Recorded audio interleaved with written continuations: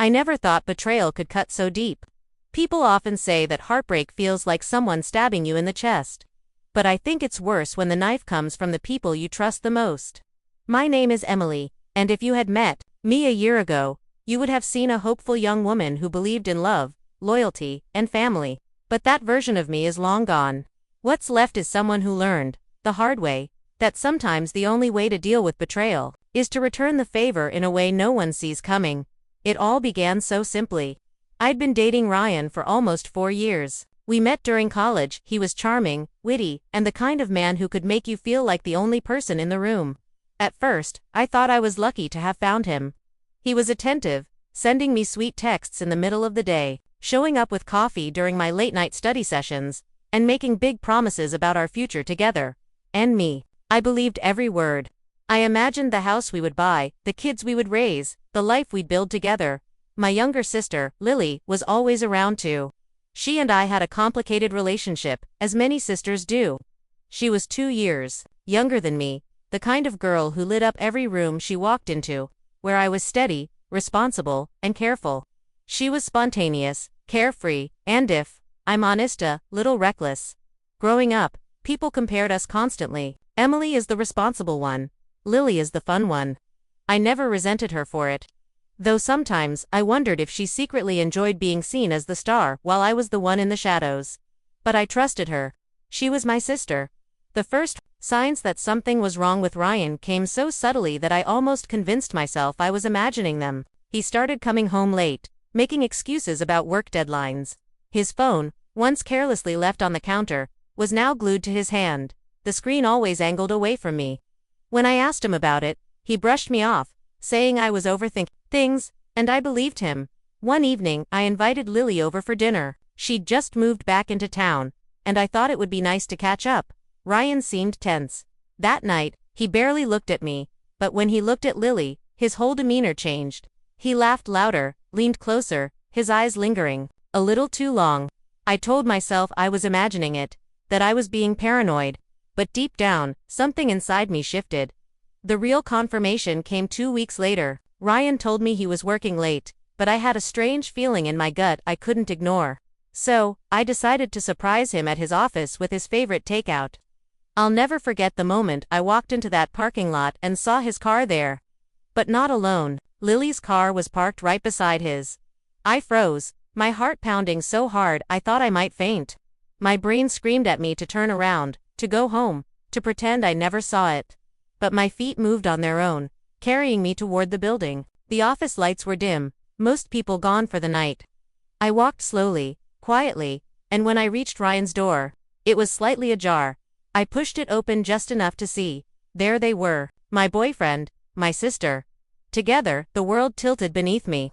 My stomach lurched, and I wanted to scream, to burst into the room and rip them apart. But instead, I backed away, covering my mouth to stifle the sob that threatened to escape.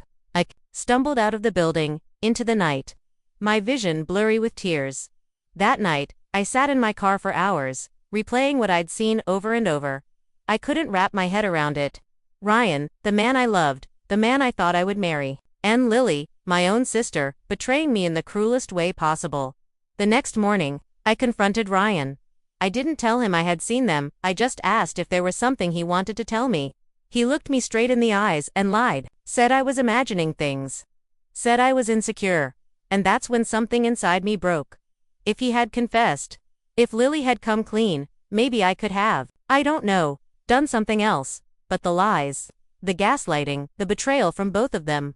That was the moment I knew they didn't deserve forgiveness, they deserved something else entirely, revenge, but not just any revenge. It had to be perfect, precise, something they wouldn't see coming until it was far too late.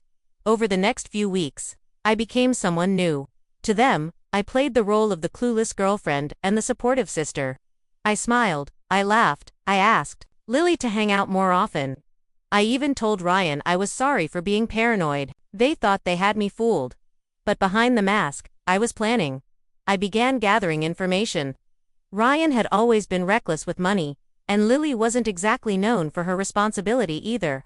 I dug into Ryan's finances, his emails, his private files, things I knew how to access because, ironically, He had once trusted me with his passwords. I found out he'd been hiding debts, using his credit card recklessly, and even lying on his work reports. As for Lily, she'd been job hopping, living off borrowed money, and pretending to have her life together, when in reality, she was drowning. It was almost too easy. The idea for the gift came to me one night, as I stared at the ceiling, unable to sleep. What if, instead of simply exposing them, I tied their fates together so tightly that their betrayal would destroy them both? What if the thing that brought them so much joy in secret became the very thing that ruined their lives? Yes, that would be my gift to them. I smiled for the first time in weeks. Because I knew exactly how to do it. I kept playing the role of the sweet, forgiving Emily they thought they knew. It was almost comical how easily they fell for it. Ryan continued his little charade, pretending to be the doting boyfriend whenever we were in public, while Lily acted like the perfect sister, smiling and laughing with me as though she hadn't stabbed me in the back. But when they thought I wasn't looking, I saw the stolen glances, the subtle touches, the quick messages they exchanged on their phones. It should have hurt, but it didn't anymore, not the way it had at first.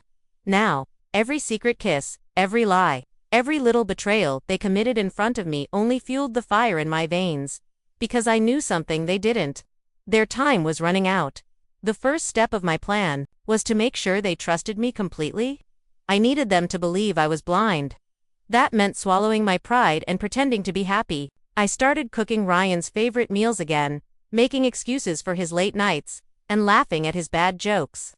With Lily, I went even further. I invited her to spend weekends with me, took her shopping, and listened to her vent about her complicated life. She actually had the audacity to complain about Ryan sometimes, right to my face. As though I wasn't the woman he was cheating on. I wanted to vomit every time. But I kept my mask firmly in place. The second step was collecting evidence. I wasn't satisfied with just knowing they had to be exposed, but in a way that would leave no room for denial. I started recording conversations, copying texts, and snapping discreet photos when I caught them together. I built a digital folder, full of damning proof. But I wasn't going to use it yet. No, timing was everything. One evening, I pretended to accidentally leave my laptop open with a fake email draft addressed to Ryan's boss. In it, I listed his lies on expense reports, his misuse of company funds, and included fake attachments that looked like receipts. I made sure Ryan saw it. Predictably, he panicked. "Emily, what is this?" he asked, his face pale. I feigned confusion. "What do you mean? This email, you're not really going to send this, are you?" I tilted my head and smiled softly. "Of course not. Why would I do that?" Then I closed the laptop with a casual flick, leaving him shaken. That was all I needed to plant the seed of fear. For Lily, the setup was different. She had always dreamed of being an influencer, constantly posting glamorous selfies and pretending her life was perfect. I decided to use that vanity against her. I created a fake profile of a brand representative offering her sponsorship opportunities, which required her to fill out lengthy forms with personal details. She gave everything away, willingly, her bank information, her address, her entire life on a silver platter. And she thought it was her big break. While I gathered evidence, I also began constructing the gift. This wasn't going to be some simple confrontation. I wanted their downfall to be poetic, wrapped in a bow they couldn't untangle. My plan was to expose them at the moment they would least expect it, in front of everyone who mattered to them. But before I executed it, I had to test them. One night I invited Lily over for wine. We sat on the couch, laughing about old memories, and after a few glasses, I leaned in and asked her, "Have you ever been tempted to go after something that wasn't yours?" She blinked at me, startled, before recovering with a nervous laugh. "What do you mean?" "You know," I said, swirling my wine, "like someone else's boyfriend." Her eyes flickered, just for a second, but I caught it. She shook her head quickly. "No, of course not. That would be awful." I smiled, and sipped my drink, pretending I hadn't just watched her lie straight to my face. With Ryan, the test was subtler. I told him I was considering going away for a weekend retreat, just to relax and recharge. His reaction was telling. Instead of worrying about me, he asked a little too eagerly, "So you'd be gone the whole weekend?" I nodded, hiding my smirk. "Yes, completely gone." And just as I predicted, he spent that entire weekend with Lily. I knew because I followed them. I watched from a distance as they strolled hand in hand at a park, checked into a hotel, and acted like a couple free from guilt. They had no idea I was behind them, watching every step. By the time the weekend was over, my folder of evidence was bursting at the seams. Pictures, videos, bank statements, text screenshots, everything I needed to destroy them. But I didn't just want to expose them, I wanted to make sure their lives unraveled together, leaving them bound by the consequences of their choices. That was when I finalized my plan for the gift. Ryan's birthday was coming up, and Lily insisted on helping me plan a surprise party for him. The irony almost made me laugh out loud. She thought she was sneaking around, helping me plan something for my boyfriend, when in reality I was planning something for both of them. We booked a fancy rooftop venue, invited friends, coworkers, and family. Everyone important would be there. Lily kept giggling to me about how Ryan would be so surprised, so happy. I pretended to share her excitement, hiding the storm brewing inside me. The night of the party, everything was perfect. Music played softly, the decorations sparkled, and Ryan walked in, pretending to be shocked as everyone yelled, "Happy birthday!" He smiled, kissed me on the cheek in front of the crowd, and acted like the perfect boyfriend. And Lily, she hovered nearby, glowing, as though she was just the supportive sister. But as I stood there, watching them, I knew this was it. This was the moment I had been waiting for. The moment when the mask would come off, not mine, but theirs, because, in just a few minutes, everyone in that room would see the truth. And the gift I had prepared for them would finally be unwrapped. The rooftop was glowing that night, the city lights sparkling in the distance as if the world itself wanted to witness what was about to unfold. Guests mingled with drinks in hand, laughter filling the air, and Ryan basked in the attention like a king. He stood there, smiling, shaking hands, thanking people for coming. He looked every bit the charming man everyone believed him to be. And Lily, she moved around the room with her usual energy, hugging relatives, chatting with coworkers, playing the role of the supportive younger sister who had helped me plan the entire thing. They thought this night was for Ryan, but it was for both of them. I had prepared something special. On one side of the room, near the cake table, a large screen was set up for a slideshow, a tribute I told everyone I'd made for Ryan. Friends and family were already curious about it, whispering and giggling about what embarrassing baby photos or college stories they might see. Ryan had no clue that the slideshow wasn't full of childhood photos and happy memories. It was full of secrets. As the time drew near, I tapped my glass with a spoon and smiled at the crowd. If I could have everyone's attention for just a moment, I said sweetly, "I've prepared a little something for Ryan. A gift, really. Something to celebrate the wonderful man he is." Applause filled the air, and Ryan grinned at me, probably expecting some sappy tribute about how much I loved him. Lily leaned against the wall, sipping her drink, her eyes glinting with satisfaction. I pressed play. The first few slides were innocent. Enough pictures of Ryan and me from our early days of dating, vacations we'd taken, funny selfies. I did this on purpose, to lull them into a sense of security. Everyone laughed and cooed at the sweet moments, exactly as I'd predicted. But then, the slides shifted. A photo appeared of Ryan in his office, taken through the slightly open door. He wasn't alone. Lily was there, sitting on his lap, their lips locked in a kiss. The room went silent. At first, people thought it was some kind of mistake, maybe a joke. But then more images appeared. Ryan and Lily walking hand in hand into a hotel. Text screenshots, where they exchanged messages, dripping with desire. "I can't wait to see you tonight. She suspects nothing. I love you more than I've ever loved her." Gasps echoed through the room. Someone dropped their glass, the shatter piercing the silence. Ryan's face drained of color. "Emily, what is this?" he stammered, his voice trembling. Lily stepped forward, her hands shaking. "Emily, turn it off. This isn't funny." But I wasn't finished. The slideshow continued, revealing not only their affair but also Ryan's financial lies. Screenshots of his falsified expense reports, his hidden debts, and proof of his embezzlement. Then came Lily's fake sponsorship deals, exposing her vanity and the lengths she went to for attention and money. Every secret they had tried so hard to hide was now on display, projected for the entire room to see. Whispers turned to murmurs, then to outright outrage. Ryan's boss, who had been invited to the party, stood frozen in disbelief. "Ryan, is this true?" Ryan's mouth opened and closed, but no words came out. Lily looked like she wanted the ground to swallow her whole. I turned to the crowd, my voice calm, steady. This was my gift to them. They gave me betrayal. I gave them honesty. The honesty they didn't have the courage to give me. For a moment, the rooftop was chaos, people shouting, Ryan trying to explain, Lily sobbing uncontrollably. But I stood there, a smile playing at the corners of my lips, feeling lighter than I had in months. Still, this was only the beginning. Because exposing them was satisfying, yes, but I had planned deeper than just humiliation.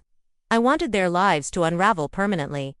After the party, the fallout was immediate. Ryan's boss pulled him aside, his voice low but furious.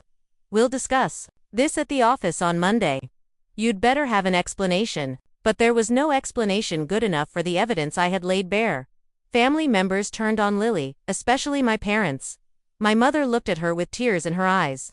Your own sister. How could you? Lily cried, begged, but no one wanted to hear it. For once, her charm couldn't save her. As the guests trickled out, avoiding Ryan and Lily like they were contagious, I calmly gathered my things. Ryan tried to grab my arm.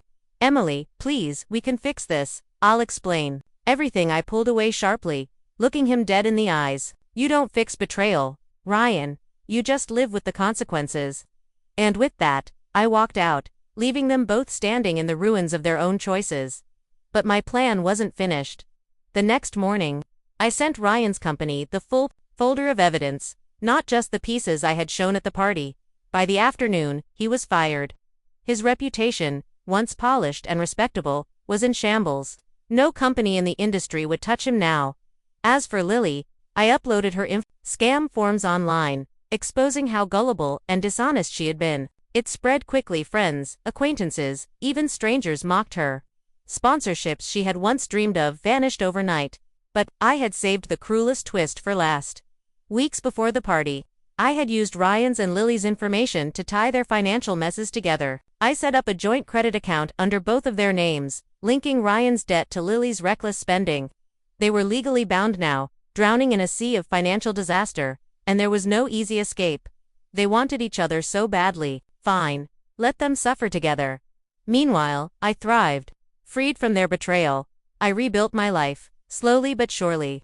I moved into a new apartment, started focusing on my career, and spent time with people who truly cared about me. The anger inside me melted away, replaced with a quiet satisfaction every time I thought about what I had done.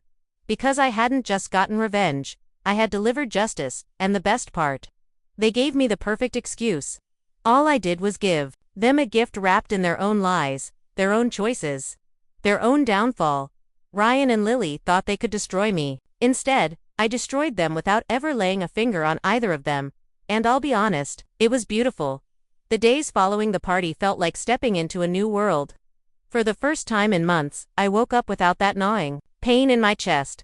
Instead, there was peace, and a strange sense of power. I checked my phone the morning after the reveal, and saw dozens of unread messages. Some were from friends who wanted to check on me, while others were from people I hadn't spoken to in years, offering sympathy or gossiping about the chaos they'd witnessed. Apparently, news of Ryan and Lily's betrayal had spread faster than wildfire. I didn't respond to most of them. I didn't need validation. The satisfaction of knowing I had finally exposed the truth was enough. Ryan, on the other hand, couldn't seem to stop reaching out. He left me voicemail after voicemail, each more desperate than the last. Emily, please, you don't understand. I love you, not her. It was a mistake. Babe, we can work this out. I'll do whatever it takes. I'm ruined. Do you understand that? I'm ruined. Please just talk to me. I listened once, then deleted them all. The sound of his voice only reminded me of the lies he'd told me night after night while sneaking around with my sister. Lily wasn't much better. She sent long, emotional texts begging for forgiveness. I didn't mean for it to happen, it just did. Please, you're my sister. Don't cut me out of your life. Every word only proved how little she understood.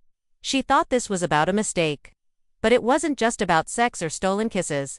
It was about trust. And once trust is broken, there's no gluing it back together. My parents tried to mediate at first. My mom called me, her voice heavy with disappointment, not at me, but at Lily. She made her bed. Emily, but she's still your sister. Are you sure you can't forgive her someday? I was firm. No, she's dead to me. There was silence on the line before my mom finally whispered, I understand. The truth was, I didn't want Lily back in my life. Forgiving her would mean letting her off the hook, and she didn't deserve that. Neither of them did. Meanwhile, my little gift kept working in the background. Ryan's job loss quickly escalated into a nightmare. Without his cushy salary, he couldn't keep up with his expensive lifestyle. His landlord evicted him within weeks for missing rent. The fancy car he'd loved so much was repossessed. His name became mud in his industry. Whispers of embezzlement following him everywhere. He tried applying for smaller jobs, but even then, word spread. Nobody wanted to touch him. Lily's downfall was just as brutal, though in a different way. Her social media, once filled with curated selfies and brand deals, turned into a battlefield. People called her a homewrecker, a snake, a fake. Sponsorship offers disappeared overnight, and the companies she had been trying to woo cut ties immediately. Worse still, the joint credit account I had set up began to suffocate them both. Bills piled up, late fees mounted, and collection agencies started circling. Because both of their names were on it, neither could escape without dragging the other down.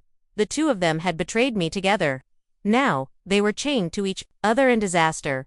I found out from a mutual friend that they tried living together for a while after the fallout. It didn't last.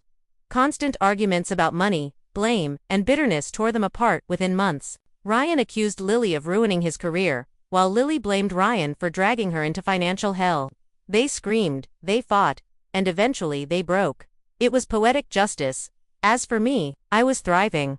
I poured my energy into myself, for once, instead of into a man who didn't deserve me or a sister who only saw me as competition. I applied for a new position at work, a promotion I'd been hesitant about before, and I got it. My boss told me I carried myself with a confidence he hadn't seen in me before, and he was right.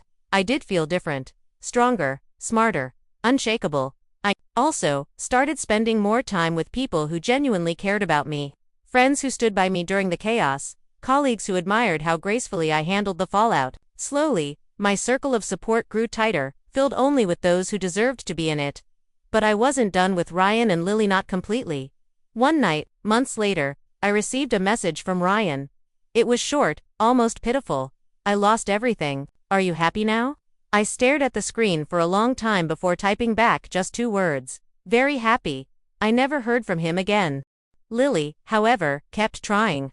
Even after her reputation was in ruins, she continued sending me messages. Some were angry, accusing me of ruining her life. Others were tearful apologies. Eventually, she showed up at my apartment building, banging on my door and crying. I didn't answer. I simply stood behind the door, listening to her sobs echo in the hallway, and smiled. Because here's the truth, forgiveness might bring peace to some people, but for me, revenge brought peace, and it wasn't just about revenge on them, it was about reclaiming myself. For years, I had been the responsible one, the safe one, the one who let people walk over her while quietly carrying the weight of their mistakes. Not anymore. Ryan and Lily's betrayal had set me free in the strangest way possible. It taught me that I didn't need anyone who would treat me like an option. It showed me the power of patience, of strategy, of letting people dig their own graves while you hand them the shovel. Sometimes, the greatest gift you can give someone who betrays you is simply letting them destroy themselves. And I was more than happy to watch. It's strange how life can shift in a single year. Not long ago, I thought I knew what my future looked like. Marriage to Ryan, Sunday brunches with Lily, family vacations, laughter, and warmth. But those images are gone now, replaced with something sharper, something darker, in a way, something more honest. When I look back on it all, I don't see a tragedy anymore. I see a transformation. Ryan and Lily thought they had destroyed me, that their betrayal would leave me broken, bitter, and lost. And yes, at first, it did. I cried until my body ached, I doubted myself, and I wondered if I was unlovable. But the pain became a forge, shaping me into someone stronger. Someone who knew her worth.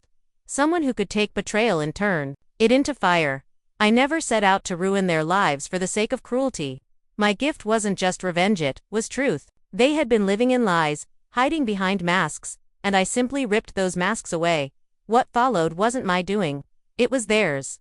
After Ryan disappeared from my life completely, I occasionally heard whispers about him through mutual friends. He had moved to another city, living in a shabby apartment, barely scraping by.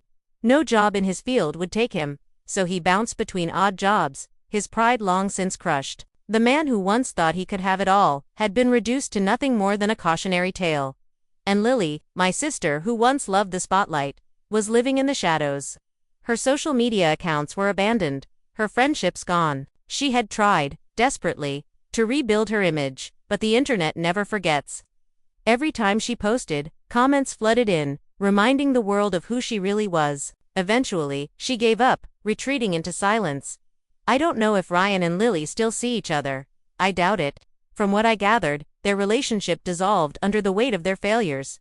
Maybe they blame each other. Maybe they blame me. But deep down, I know the truth. They only have themselves to blame. Meanwhile, my life flourished. The promotion I earned opened new doors. I began traveling for work, meeting people who inspired me, and challenging myself in ways I never thought possible. I moved into a beautiful new apartment overlooking the city, a place that was entirely mine, free from ghosts of the past. I also started dating again, slowly, carefully. At first, I was cautious, afraid of being hurt again. But I realized not every man was Ryan, and not every person I trusted would betray me. The difference now was that I no longer ignored red flags. I no longer doubted my instincts. I had learned to trust myself more than anyone else, and that made all the difference. Sometimes, people ask me if I regret what I did, if I regret exposing Ryan and Lily so publicly, humiliating them, and binding them together in a mess they couldn't escape. My answer is always the same. No, because forgiveness isn't always the noble choice people claim it is. Sometimes, forgiveness is just letting someone get away with hurting you. And I wasn't willing to do that. What I gave Ryan and Lily wasn't cruelty, it was clarity. I showed them exactly who they were. I held up a mirror they couldn't escape from. If they didn't like what they saw, that was on them. The truth is, they gave me a gift too, though not the one they intended. Their betrayal freed me. It forced me to stop living for other people's approval. To stop being the quiet, responsible one who carried everyone else's burdens. It taught me to be bold, to take control, to stop apologizing for demanding respect. In a way, I almost want to thank them. Almost, but not quite. Because every now and then, I still think about the look on their faces at Ryan's birthday party, the shock, the fear, the shame, the screen lit up with their secrets. That memory never fails to make me smile. It reminds me that betrayal cuts deep, but revenge heals deeper, and so, my story isn't one of heartbreak. It's one of rebirth. Ryan and Lily thought they could destroy me. Instead, they destroyed themselves. I gave them a gift, the gift of truth, the gift of consequence. The gift of seeing the world finally judge them for what they really were. And me, I walked away stronger, wiser, freer. So if you ever find yourself betrayed by the people you trusted most, remember this: you don't have to forgive them if you don't want to. You don't have to let them win. You can take your pain, your anger, your broken heart, and turn it into power. Because sometimes, the sweetest gift you can give to those who betray you is simply letting their lies become the noose they hang themselves with. And trust me, watching it happen is the most beautiful closure you'll ever find.